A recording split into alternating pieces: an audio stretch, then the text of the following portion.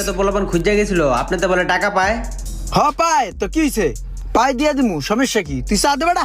ভাই আমার দোকানেও কিন্তু বিল বাইজা গেছে। দাঁত বেড়া, তুই এত কথা বলছিস কে? তুই চা দিয়ে দি, বিল দিম না বেড়া।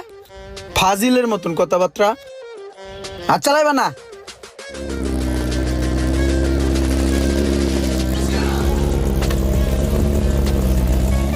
কিও তুমি মোশারফে না? হ্যাঁ, কেমন আছেন কাকা? এই তো আছি ভালো। হেই কুট্টি কালে তোমার দেখে গেছিলাম, কত বড় হয়ে গেছো, ডাঙ্গর হয়ে গেছো একবারে।